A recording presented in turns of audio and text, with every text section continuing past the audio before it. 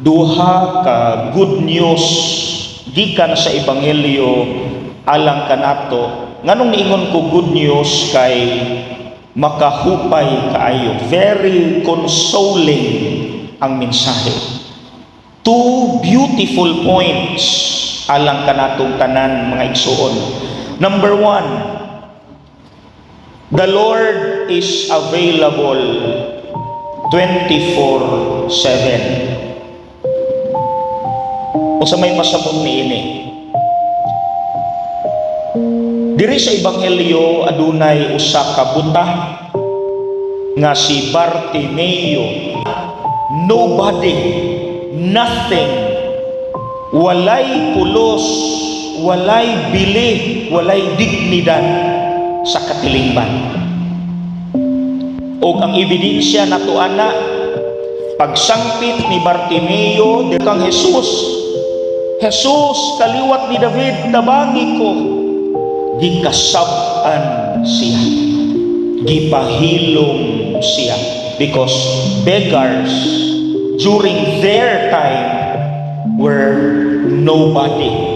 Walay bili, walay pulos. Pero siya nahitabo,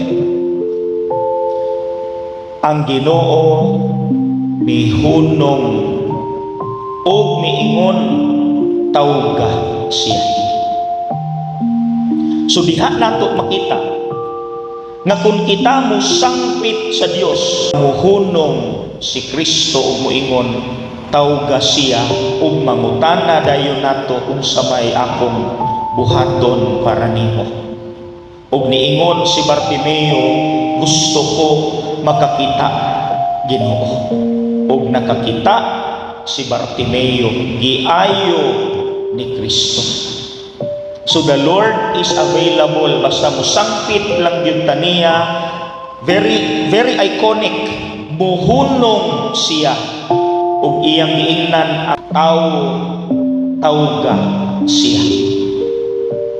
So that is very consoling, no?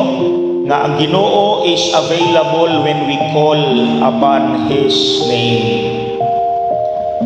Ang ikaduha nga good news mga igsuon kay basta di lang yun ta mo give up sa pagsangpit sa Dios, ang Ginoo mupatalinghog, maminaw ug mutabang kanato. Mauna ang ikaduha nga mensahe alang kanato, dili ta muhunong pagsangpit. Diri sa ebanghelyo si Bartimeo ni sangpit, gibadlong, gikasab-an, paghilom niya, pero wala mi surrender si Bartimeo. Kanunay siyang misangpit, wa siya mihunong, ug didto sa ikaduha niyang hangyo mihunong si Jesus ug gipatawag siya ug giayo siya.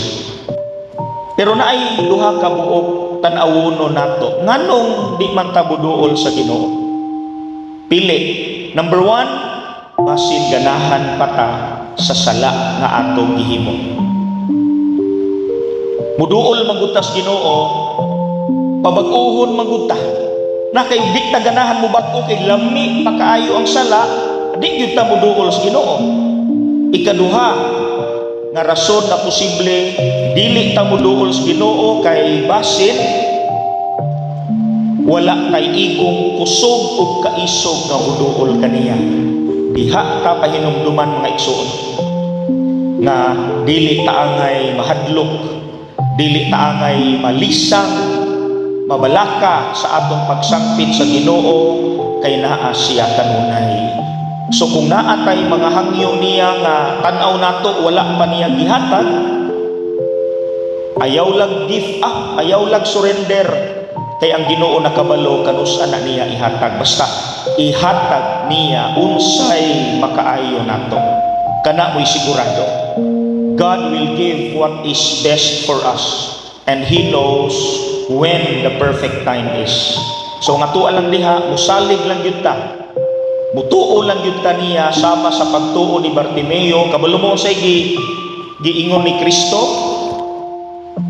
Lakaw na ang imong pagtuo nakaayo kanimo. The power of faith.